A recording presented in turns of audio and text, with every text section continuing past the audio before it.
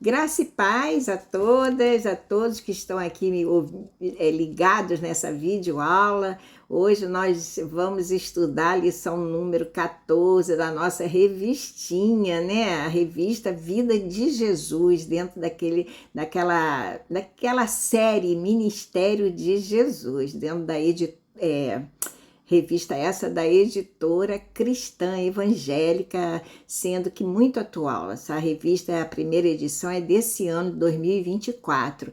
Então, vamos à lição 14, que tem por título Por Acaso Sou Eu? E o nosso texto base, que vai embasar o nosso estudo de hoje, está em Marcos, no capítulo 14, verso 49. A versão minha que eu estudo é a NAA, Nova Almeida Atualizada, que diz assim: todos os dias eu estava com vocês no templo ensinando e vocês não me prenderam, mas isto é para que se cumprissem as escrituras.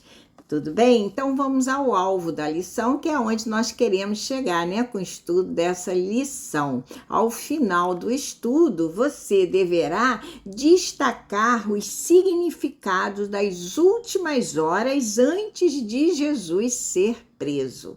Ok? Oremos ao Senhor. Querido Deus, eterno Pai, louvado, exaltado, Pai, seja o teu santo nome em todos os tempos, Paizinho. Muito obrigada, Pai, por estarmos aqui nessa oportunidade que temos de aprender um pouco mais de Ti, de aprendermos um pouco mais da Tua palavra, Pai, que sabemos que vai nos nortear na nossa caminhada cristã. Deus, queremos sempre executar, fazer a Tua vontade, Pai, e não a nossa. Ensina-nos, Senhor, fale aos nossos corações, seja Tu mesmo a ministrar esse assunto através de mim. É a oração que eu te faço, Paizinho, e a faço no nome que é sobre todo o nome, no nome de Jesus Cristo, nosso Senhor e Salvador. Amém. Então, vamos conhecer os propósitos da lição de hoje, no sentido cognitivo, no sentido do saber. Ao final do estudo, você deverá, deixa eu ver aqui que eu escrevi o propósito, relacionar os elementos do ritual simbólico da última ceia na nova aliança do sangue de Jesus com o seu novo ressignificado de libertação. Deu para entender? E agora o propósito no sentido do sentir. Ao final, você deverá apreciar a postura de Jesus ao ser abandonado pelos seus discípulos e traído por um deles. E, finalmente, conhecer o propósito no sentido do agir. O que eu devo fazer, né? Depois que eu aprender o assunto. Ao final, você deverá orar ao Senhor em primeiro lugar, diante das fraquezas pessoais que nos impeça de abandonar a Jesus. Né? Então vamos à introdução, né, desse assunto lindo, maravilhoso. E o título é Por Acaso Sou Eu? Bem, os últimos momentos de Jesus, né, com seus discípulos, antes naturalmente da sua crucificação, foram de profundo significado e também de profunda emoção, e estão todos descritos nos evangelhos com detalhes. E é isso que nós vamos ver aqui um pouquinho. Eles incluem os seguintes eventos principais, prestem atenção. A última ceia, né? Vocês podem acompanhar aí em Mateus, no capítulo, acho que 26, vocês vão ver a última ceia, o lava-pés, né, que Jesus humildemente fez. A oração sacerdotal de Cristo. Depois, caminhando mais à frente, vocês vão ver o Getsêmani. E, finalmente, a prisão de Jesus. Muito bem. Vamos à última ceia, né? A última ceia que Jesus participou com seus discípulos, pois ele sabia que estava prestes a ser preso e a acontecer o que ele veio fazer aqui, que era morrer por nós. Então ele sabia que estava se aproximando, e ele fez questão de cear com seus discípulos. Então Jesus vai, celebra a ceia, ou celebrou a Páscoa, né? A festa da Páscoa com seus discípulos, melhor falando, onde ele instituiu, veja bem, o que conhecemos, hoje como ceia do Senhor, né? Ou Eucaristia, tanto faz. Então, nós sabemos que é um memorial, ele mesmo disse, né? Fazer isso em memória de mim até que eu venha, ok? Isso está lá em 1 Coríntios, no capítulo 11, lá para o verso 25, 26, o finalzinho desses versos. Então, é isso. Mas nós sabemos que existia, né, por parte de quem? Dos principais sacerdotes e anciãos também, né? Anciãos que eu digo do povo, aquelas pessoas assim de mais idade, um complô mesmo para matar Jesus, né? E sob acusação de traição. Nós sabemos disso. Mas o que eles não queriam fazê-lo durante a festa da Páscoa, naturalmente, para que não houvesse tumulto ali entre o povo, tá? Então nós vamos ver agora o significado. Qual é o significado da última ceia? É o que nós vamos estudar aqui, porque tem todo um significado novo, né?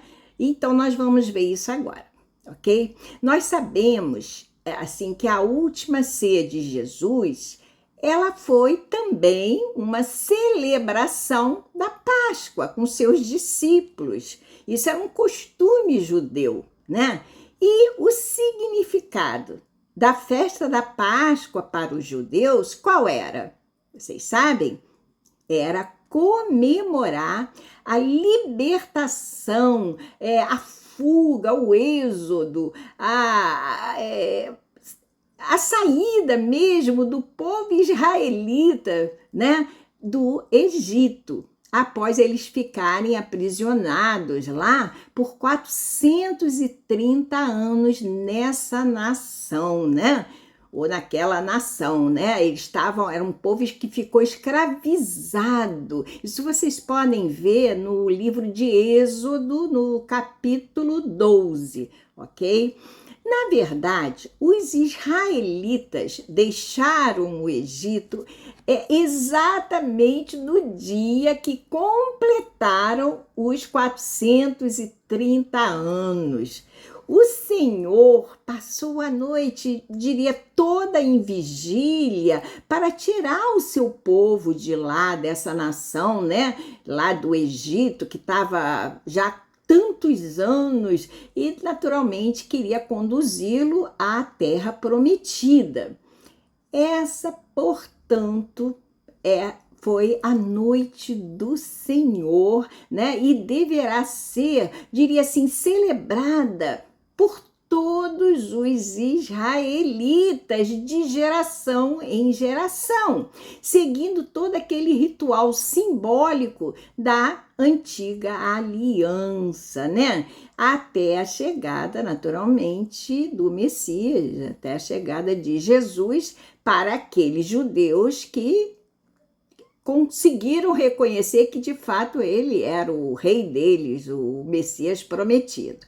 E os que não seguem ainda a velha aliança. E eles continuam até o dia de hoje comemorando o êxodo, a fuga, a saída, né? Que eles estavam escravizados do Egito. Esse é o significado da festa da Páscoa para os judeus, né? Muito bem. Assim, vamos voltar aos termos de Jesus. Ele queria comemorar. E Jesus, por ser assim o anfitrião, poderia-se dizer, da celebração, de acordo mesmo também com os costumes, né, judaicos, o que ele faz? Ele conduziu a liturgia, preste atenção, da festa da Páscoa, explicando o significado dos alimentos, né? E ressignificando alguns deles, ok? Alguns significados a partir da nova aliança, a partir do propósito da chegada de Jesus, né, à Terra, porque ele veio com um propósito, nós sabemos que foi morrer por toda a humanidade. Então ele vai e conduz essa liturgia, explica, né, o significado de cada elemento, de cada alimento ali. Assim, a Páscoa, agora, sob a ótica da nova aliança, ou seja, na nova aliança, significa ou representa também uma libertação. Antes os judeus, e até alguns até hoje, comemoram o que? A libertação também, mas do povo deles, do Egito, quando eles estavam escravizados e depois eles saem após 430 anos, se tornam livres. Aí a gente vê toda Moisés, né, que conduz o povo até Canaã, a terra prometida, que manava leite e mel, a gente conhece a história. E nessa nova aliança, o significado, o novo significado é uma libertação também, mas é a libertação do povo de Deus de seus pecados e condenação eterna, consequentemente, né? E possuindo também um ritual simbólico que é a ceia, que nós vamos ver agora. Tudo bem? Então, Jesus, ele deixa claro, vamos assim dizer, que a sua morte seria substitutiva, tá? Ou seja, ele morreria para que nós pudéssemos ter vida, para que nós pudéssemos viver. Então, haveria ali uma substituição. A morte dele seria necessária, né? Para aplacar a ira de Deus devido ao pecado de toda a humanidade. E nós, assim, conseguiríamos a vida eterna. Esse era o único jeito, né, do homem não ser, de fato, exterminado da terra, porque Deus chegou a pensar, né, em exterminar a sua criação, que seria a humanidade. Mas nós sabemos que Jesus concordou em vir e pagar esse alto preço pela nossa liberdade, inaugurando novos tempos, né, com a chegada da salvação pelo perdão dos pecados, pelo derramamento do seu sangue inocente, né, na cruz do Calvário, sangue do Cordeiro de Deus que tira os pecados do mundo, esse Cordeiro que se entregaria por nós, para quê? Para ser morto, né? O que significava, nós vimos, que aquela Páscoa, em especial, né, a sua última Páscoa, o Cordeiro se faria também presente, e se faria presente literalmente, para se oferecer, veja bem, em oferta de sacrifício pela humanidade. Na Páscoa judaica, eles têm sobre a mesa, né, sobre o vinho, sobre tudo aquele ritual também que eles têm, os alimentos ali, o pão sem fermento, né, que nós sabemos, eles também têm o cordeiro que é morto, assado ali para eles comerem. E ali, nessa última Páscoa, Jesus, o Cordeiro de Deus, se fazia presente, como eu disse também. Vamos ver a apresentação, uma comparação, vamos assim dizer, da apresentação da liturgia, né, da Páscoa judaica e seu ressignificado que é com a ceia de Jesus. É o que isso o livro traz também. Eu até aproveitei bem, porque está muito, muito bom, né? Quando a gente percebe que a liturgia da Páscoa judaica, como é que se inicia? Ou se iniciava? Iniciava-se com uma bênção e o beber, né, do primeiro cálice, que era chamado cálice da bênção. Vamos dizer assim, na ceia de Jesus, quando ele está junto com os seus discípulos, ele pega ali um cálice, né? O primeiro cálice, depois de ter dado graças, que esse também é um cálice da bênção, depois de ter dado graças, o que ele diz? Ele diz: peguem e repartam entre vocês. Lucas 22:17. Bom, voltando agora à liturgia da Páscoa judaica, nós sabemos que servia-se também, ao todo são 4 cálices que se servem na Páscoa judaica. E aí eles pegam o segundo cálice, que não era bebido de forma nenhuma, não era tomado, né? Por ser o cálice, ou por simbolizar, melhor falando, o cálice da ira de Deus, ok? Já na Páscoa, né? Na ceia de Jesus, que ele diz? Meu pai, uma oração, né? Se não é possível que esse cálice passe de mim sem que eu o beba, faça-se a tua vontade. Está em Mateus 26, vocês devem estar com a Bíblia aberta, no verso 42. Faça-se a tua vontade. Ele, como... não é que ele não quisesse, mas ele ali expressou uma agonia, né? Ele sabia o que o esperava, mas ele estava certo que seria necessário que ele morresse. Mas ele faz essa oração: ah, meu pai, né? Se não é possível que esse cálice passe de mim sem que eu beba, faça-se a tua vontade. Ali a gente vê toda a submissão de Jesus, né, para o Deus Pai. Bom, agora, voltando, né, à liturgia da festa da Páscoa dos judeus, ou a liturgia da Páscoa mesmo, da ceia, eles fazem agora o terceiro momento, que é relembrar. Eles relembravam a história da libertação deles, dos hebreus, do povo israelita, né, no êxodo, né, que eu comentei há pouco, onde eles estavam escravos do Egito e foram libertos. E como eles fazem essa lembrança? Eles leem, eles cantam, melhor falando, os salmos, né? Certamente outros que falavam diretamente do êxodo. Agora, na ceia de Jesus, em comparação a esse momento, o que Jesus fala? Né? Façam isso em memória de mim. Lucas 22:9, por exemplo, traz isso. Enquanto lá na liturgia da Páscoa judaica, eles também relembravam a história do êxodo.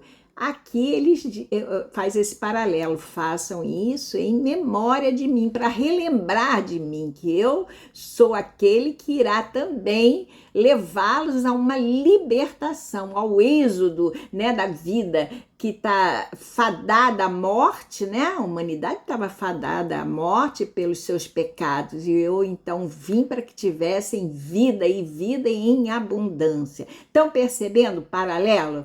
Agora, voltando à liturgia da festa judaica, passava-se a refeição dos pães sem fermento, ervas amargas, verduras salgadas, compostas de frutas e cordeiro assado, sacrificado no templo anteriormente.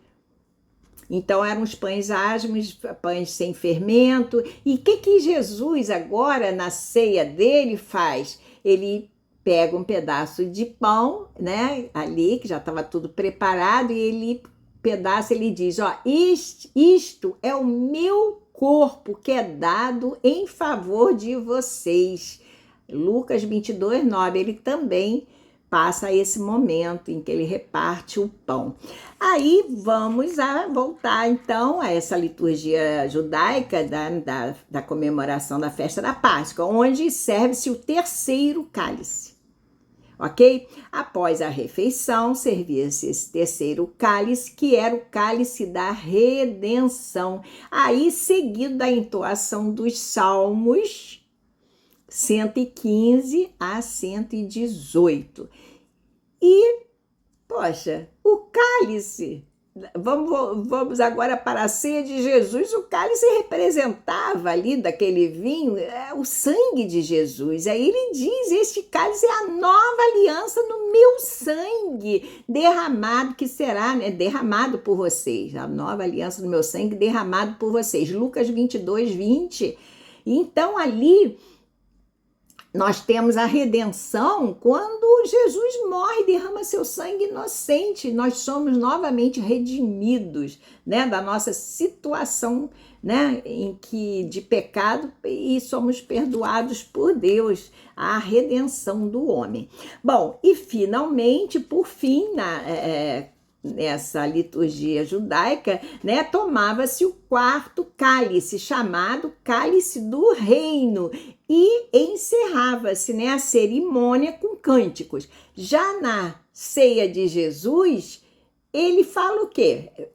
Lá eles tomavam o cálice, né, do reino. Jesus fala também assim: olha, nunca mais beberei do fruto da videira, até aquele dia em que beberei o vinho novo no reino de Deus. Marcos 14:25. Né? Beberei o vinho recém-exprimido, o vinho novo no reino de Deus. Também faz uma menção ao reino de Deus. Então, essa foi a ceia de Jesus, né? Em que ele partiu o pão, ele partiu o pão e compartilhou o quê? O vinho, simbolizando seu corpo e sangue, que seriam o quê? Entregues por nós. Vejam bem. E também foi até nesse momento, durante a ceia, né, lembrando agora, que Jesus revelou ali aos seus discípulos que um deles o trairia. Vocês conhecem, referindo-se a Judas Iscariotes, né? Aí já pode ver isso em João 13, do 21 em seguida, do 21 até o 27, vocês vão encontrar essa passagem em que Jesus fala isso, ok? Vamos ver como Jesus foi traído agora? Isso a gente até já conhece a história, mas vamos relembrar, né? Que após a celebração da última ceia, né, os discípulos ainda cantaram, né, com Jesus um hino. Isso está lá em Mateus 26:30. Abram aí, vejam aí. Quer dizer, os discípulos cantaram um hino com Jesus. Devia ter sido lindo, né? Muito provavelmente eles cantaram parte do que nós chamamos, que é chamado, né, em hebraico, do alel, que é o que é. O que significa isso? Essa palavra significa louvor em hebraico, né? Eram os salmos de louvor que vão do 113 ao 118. Muito provavelmente eles entoaram, né? Como era tradicional, costume, que era realmente tradicionalmente entoados durante a celebração da Páscoa judaica. Então eles escolheram um salmo ou do 113 ao 118, que fazia parte desse alelo, e cantaram com Jesus. É isso que os estudiosos dizem, né? Porque era praxe, era uma tradição que fossem entoados esses cânticos, né? Na Páscoa judaica. Em seguida, Jesus se dirige para onde? Para o jardim de Getsêmani, né? Situado no sopé da encosta do Monte das Oliveiras, né? E ali ele está acompanhado de 3 discípulos dele. Quem são? Pedro, Tiago e João, né? E ali ele pede a Deus, né, ao Pai, que se possível afastasse dele o cálice do sofrimento, mas que fosse feita a vontade de Deus. Vocês podem ler isso em Mateus, nesse capítulo 26, do 36 ao 46. Lembra da história, né, que ele vai e pede aqueles 3 discípulos, né, ali, que Pedro, Tiago e João, que tivessem vigília, orando também com ele. Ele estava triste, ele estava sofrendo, porque ele sabia o que esperava, o que ele ia passar. E por 3 vezes ele volta das orações e encontra os seus discípulos dormindo, né? E ele ainda fala, puxa, vocês estão dormindo, vocês não são capazes de vigiar, de orar nem por um pouco. Eu estou para acontecer. Quer dizer, por que ele queria que os discípulos orassem com ele? Para que os discípulos também pudessem se preparar para os momentos que viriam a seguir, e seriam muito cruéis também para eles, né? Afinal, o Senhor deles iria ser morto. Mas eles não, vamos dizer, entre aspas, o abandonaram no pior dos momentos da aflição de Jesus. E esta realmente foi uma das cenas, diria assim, mais angustiantes da vida de Jesus, né? Onde ele demonstrou o quê? Total submissão, como eu disse, à vontade de Deus, diante do peso do pecado da humanidade, né? Então ele sabia que a cruz seria inevitável, né? Mas mesmo cônscio da imensa agonia que enfrentaria, ele tomaria o cálice da ira, né? Da ira de Deus, naturalmente, da ira de Deus pela humanidade, pelos pecados da humanidade, e que ele tomaria o cálice da ira que nenhum outro poderia tomar. Somente ele, né? Por não ter pecado. Tudo bem? Nos evangelhos sinóticos, né, nós podemos ler que Judas, ele fez um acordo com as autoridades judaicas, né, para quê? Para trair Jesus, né?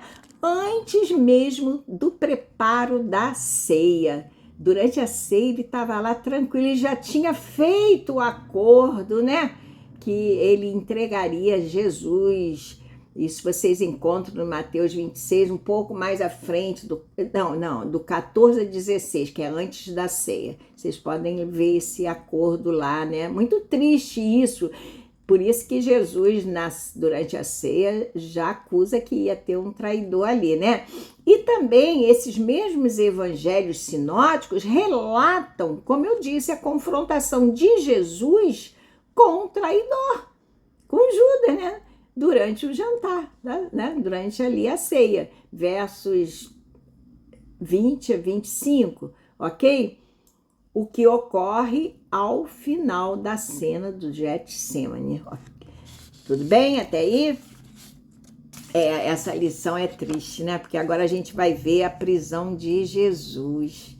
E isso se deu ainda no jardim de Getsemane, né? Quando Judas chega com uma multidão armada para prender Jesus. Eu não sei, à medida que eu vou falando, eu vou imaginando as cenas, né? Muito triste, né? Judas o traiu como? Com um beijo, né? E Jesus, depois que ele beija Jesus, Jesus é levado, preso, né? Aí você já vem a partir do verso 47, né? Acho que até os 56, anotei aqui. Mas mesmo nesse momento triste, de traição, o que Jesus manteve-se de que forma? Desesperado. Não me levem, não. Não, ele manteve-se manso e submisso à vontade de Deus, do Pai. Afinal, ele sabia o propósito dele, era firme dentro dele, né? De que ele precisava tomar aquele cálice, né? Esses momentos, de fato, eles foram marcados, né, pela preparação de Jesus para o sofrimento.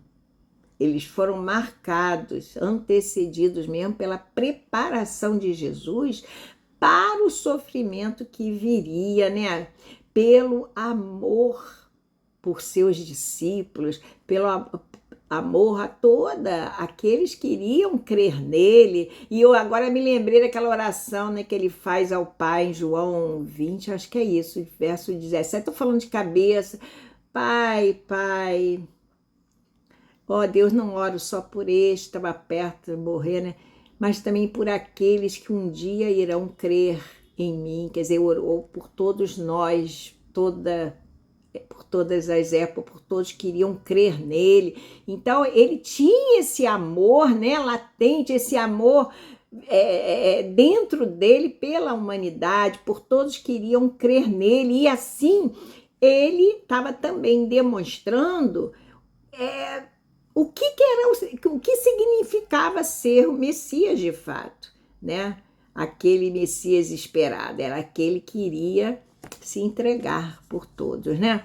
Bem, nos evangelhos, nós vemos Jesus chamando os discípulos para quê? Orarem com ele. Não falei isso algumas vezes, ele chamou, né? E o motivo para isso eu também já falei, é para o fortalecimento espiritual deles, para suportarem todas as provações que ainda estavam por vir, né? E aí a gente pode fazer um paralelo na nossa vida. Nós não temos que estar orando, né? Nos preparando para todos os momentos delicados, né? De adversidade que às vezes chegam e nunca avisam. São momentos que chegam de repente. Nós temos que estar em constante oração, vigiando, né? Vigiar e orar. Deus não prometeu uma vida de mar de rosas para nós, não. Ele disse, olha, no mundo tereis aflições, mas tem de bom ânimo, eu venci o mundo. Mas como que ele venceu? Ele orava, ele subia aos montes, ele orava ao Pai, ele se fortalecia. E Deus ali, nós vamos ver, né, que durante 3 horas, só as 3 horas que Deus, vamos botar entre aspas, o abandonou para que ele pudesse, de fato, cumprir, né, ali o seu propósito. Mas ele pedia fortalecimento, e por isso que antes do acontecimento, né, ele orava. E é isso que nós temos que fazer, tudo bem? Mas os discípulos, nós vimos que falharam com ele, né? Muito embora Pedro, e agora eu lembro, os demais declarassem o que a Jesus? Que nunca o abandonariam, foi exatamente o que eles fizeram, né? Marcos 14, 31 diz isso por 3 vezes, né? Por 3 vezes Jesus os encontrou dormindo após ele voltar de orar ao Pai, né? E isso aí é triste porque a gente lembra que no momento de maior fragilidade, né, de Jesus, seus discípulos não estavam ao seu lado, não estavam ali presentes, né? E aí a gente até lembra, né, que Jesus disse que jamais iria negá-lo. E ele diz, você vai me negar antes que o galho cante ainda 3 vezes. Aí tem essa história aí, é muito triste, né? Porque vem a parte humana, né? Eles não estavam tão preparados quanto deveriam estar. Bom, logo em seguida, né? Quando Jesus ainda falava, o que acontece?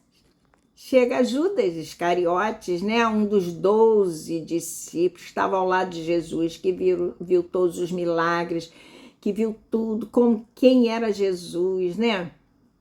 E com ele, como eu disse, veio uma multidão com espadas, porretes, né? Vindos da parte de quem? Dos principais sacerdotes, né? Escribas, anciãos, e vieram todos eles junto, naturalmente, aos líderes religiosos que mais queriam ver Jesus morto. Vieram também os guardas do templo, né?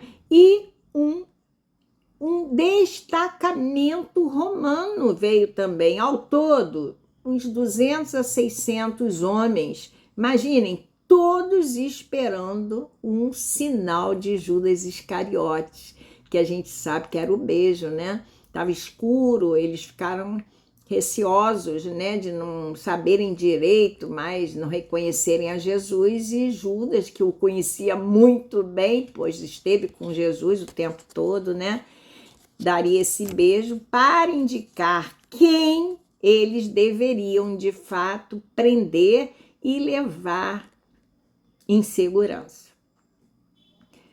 Muito triste. Os seguintes acontecimentos ocorreram logo a seguir, né? Que é Jesus é preso, né? Levado diante do Sinédrio. Aí tem a morte de Judas, ele mesmo acaba tirando a sua própria vida, né? Enforca-se, né? E Deus não fala isso, ai daqueles. Meu filho terá que passar, irá passar, mas ai daqueles por quem ele passará, né? Essas coisas, que é o traidor. E aí Judas acaba também tomando, figurativamente falando, o cálice, aquele cálice, né? Que não só Jesus veio para isso, e ele vai e toma, né? E morre. Eu não sei, será que ele se arrependeu? Cálice da ira de Deus, né? É muito triste. Bom, e depois nós vemos a negação de Pedro, que eu já falei em seguida. Então, Jesus é preso, é levado ao Sinédrio, né? A gente vê a morte de Judas e vê a negação de Pedro, que é uma negação tripla, né? Negou 3 vezes. Na próxima lição, nós também será estudado o quê? O julgamento e a morte propriamente de Jesus. Então, a próxima lição vocês não vão poder perder, né?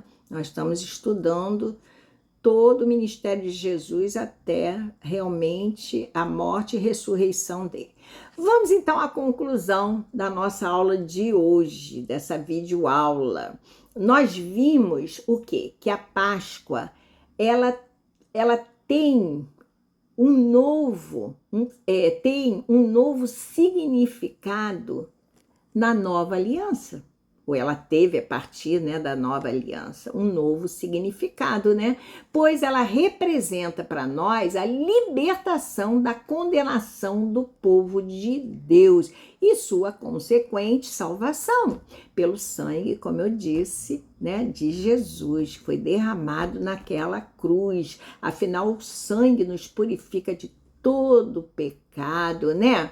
E aquele sangue foi oferecido como oferta de sacrifício do Cordeiro de Deus, tendo pago, assim, o preço da nossa redenção, o alto preço da nossa redenção, ou seja, da redenção de todo humano, de todo homem pecador, né? De toda a humanidade, né? Ele não faz acepção de pessoas. Todos que reconhecerem que Jesus morreu por ele também, aí ele passa a ser o Senhor dessa vida, né? Porque ele comprou todas as almas, toda a humanidade com o sangue dele, né? E o seu Salvador também, né? Então, todo homem pecador pode e deve ter Jesus como seu Senhor e Salvador. Nós vimos também que, vamos dizer assim, para cumprir esse propósito da parte de Deus, Jesus foi traído, né, por um dos seus discípulos, por um dos 12 discípulos, e foi o quê? Preso e levado ao sinédrio, né? E para concluir, os discípulos de Jesus, assim como Pedro, abandonaram e negaram a Jesus a princípio, porque depois Pedro chora amargamente, se arrepende, né? E nós vemos que depois há uma transformação na vida dos discípulos. Mas, a princípio, eles, entre aspas, o negaram, o abandonaram, né? E aí eu faço uma perguntinha para nossa reflexão. Eu faço uma pergunta para você que está me assistindo. E você, tem alguma fraqueza que o leve a se afastar e abandonar também Jesus? Se você já trilhou o caminho estreito e hoje se encontra, né, afastado, volte, porque o tempo é hoje, nós não sabemos, Jesus está para voltar a qualquer instante e diz que há uma festa no céu para um pecador que volta arrependido. Fiquem com Deus. Até a próxima videoaula, espero que vocês tenham aprendido ou relembrado, né? Tudo que vocês, eu tenho certeza, já sabem, já conhecem. Ok? Fiquem com Deus, a paz do Senhor.